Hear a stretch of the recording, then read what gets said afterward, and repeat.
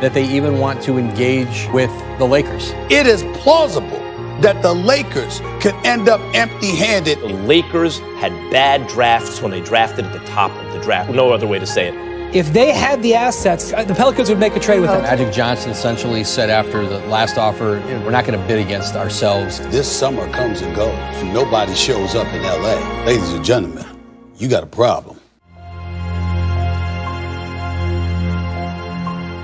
What's going on, everybody? Welcome into the second hour of First Take. We're coming to you live from above the Heineken River Deck here at Pier 17 in New York City. The biggest news of the trading deadline is, will Anthony Davis stay or will he go? Stephen A., is the interest overblown? I think it is. And here's why I think it is. Because it's not the summer yet. If it were the summer, it wouldn't be overblown. Because I definitely think that Anthony Davis will be out of New Orleans this summer. I happen to know of people who have reached out to him and let him know it would be a big mistake for him to leave New Orleans, considering the fact that as of June, he could sign a 5-year, $240 million deal.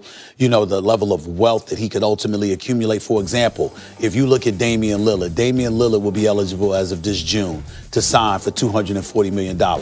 Dame, if he ever had to leave Portland, would prefer to be in New York rather than L.A. because he don't like that paparazzi kind of atmosphere. But make no mistake about it, Dame want that money first. Dame ain't thinking about leaving until he get that super max kind of deal. He ain't trying to hear it, okay? And there are people that are reminding Anthony Davis that is what he's walking away from, particularly when you're the caliber of player that's eligible. If you stay after that, you'd be eligible to be the first $300 million player in NBA history the following year. So you're basically talking about potentially walking away from about $87 to $97 million that you probably would never get back. This is what people are saying to him. The level of validity to that, it seems plausible, but obviously he's making a lifestyle decision. And I think that ultimately he will leave New Orleans this summer. And I think he'll get to the point where he won't even care whether it's about the Lakers or not. He'll just want out. But I will tell you also this. It's overblown to answer the question directly because I have been of the mindset for the last several weeks he wasn't going anywhere. And the reason why I said that is how many times did I come on this airwaves, Max, and say this? League officials, I'm not talking about just the league office doing their own thing. I'm talking about team officials, owners, etc. People have been in the air of Dell Demps saying, do not cave, do not capitulate to the demands of what they want to label LeBron James and Clutch Sports led by Rich Paul. You do that, you're going to damage the league. That's what they're telling Dell Demps, and they've also told Dell Demps, you make this move now, prior to waiting for all parties to get involved and throw the kitchen sink at you this summer. You won't have a GM job come next season. So when I heard they were telling him that, I came to you and I said, I don't believe for 1 second he's going to make this move unless ownership makes him, which I don't think they will. And as a result, I don't anticipate that Anthony Davis will be moved before the 3 p.m. deadline. I never anticipated that, and that's the only reason I would say this is overblown. You might be right.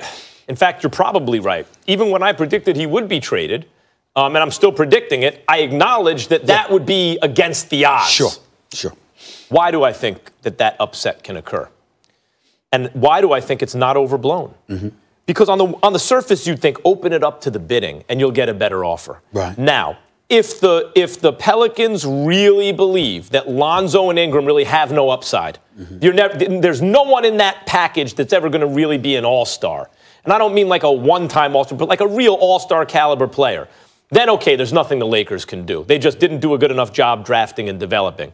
But if the sense is that Ingram, Kuzma, think about the package that they're being offered right now. Mm-hmm. 5 players who are all real rotation players, like several of whom are real starting 5 players. At the point guard position, Lonzo Ball. At the 2, Josh Hart. At the 3, Ingram. 4, Kuzma. And 5, Zubac.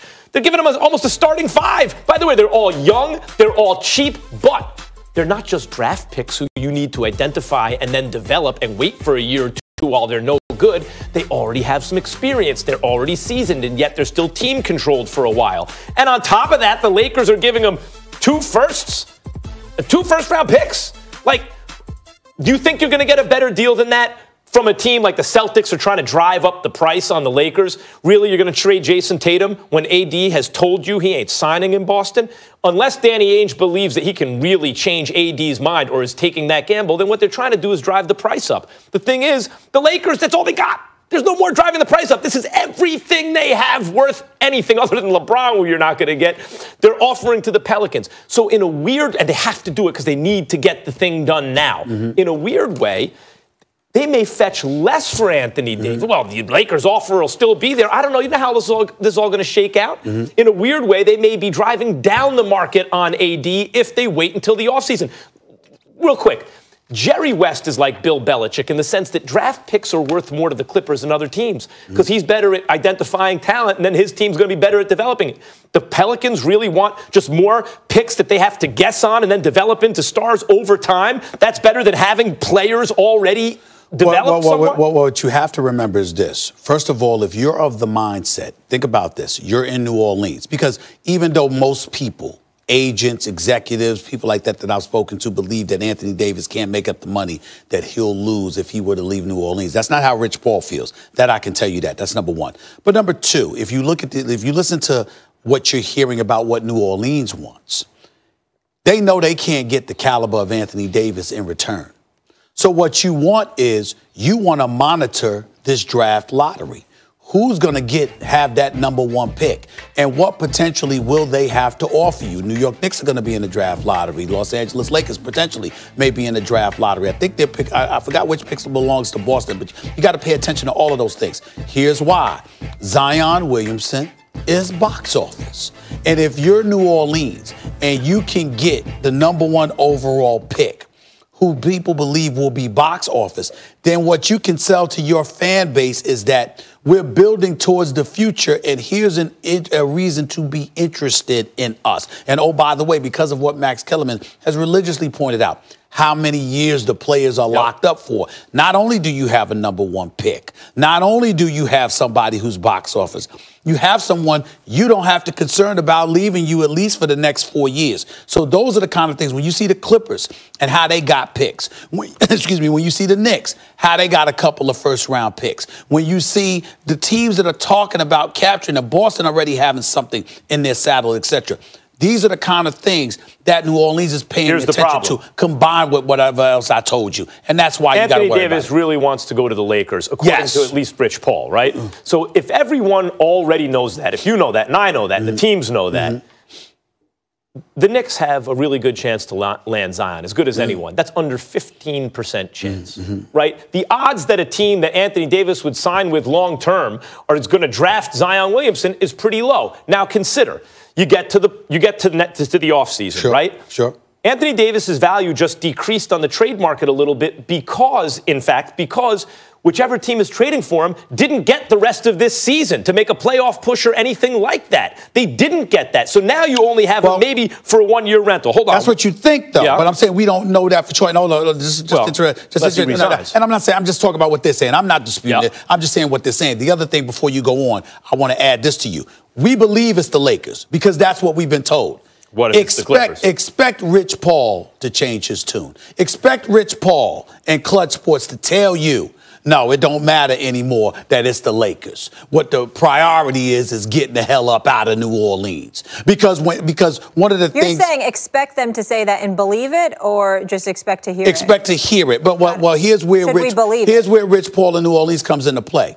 If you talk to Rich Paul or people close to him and LeBron, what they will tell you the reason why it became public, because that's what's really being held against everybody. It's not Anthony Davis. People think he's being led astray, et cetera, et cetera. What their position is, they had no choice but to go public because they had been let Dell Demps know that Anthony Davis went out. And it wasn't working. But Dell Demps was completely trying to communicate with Anthony Davis directly. Right. And if you let him go around it, you don't know if the message ultimately is getting to ownership, which is why they felt the need to go public. Here's the problem if they wait, okay? Not only will Anthony Davis's trade value go down in this sense, that may be balanced out by other considerations, like more bidders that they'll actually listen to, but you get him for a little bit less of a season, right? And that has value. The other reason is we all assume that the Lakers, there's this assumption now, they may strike out at the top of the free agent class in the offseason. What if they don't, Stephen A? What if they do at the top, but they wind up in like right below the top with a guy like Mirotic, or I mentioned Danny Green, like really useful players that you then put in a rotation of cheap ascending players. What if it turns out that Ingram continues to get better? Imagine him next year, 15, 20% better. Kuzma, Ball. All of a sudden, the Lakers are sitting on a lot of nice, young, inexpensive players, still have their draft picks, have LeBron, and may just add a piece like Klay Thompson or Kyrie Irving. I know. We got to go, so I'm going to end it like this. Again, not disagreeing. All of those points are valid. What I would tell you is that's why you're going to hear Rich Paul and Anthony Davis saying it ain't about L.A. no more. We just want out. Because I think the realization has kicked in that by saying L.A., L.A., L.A., it points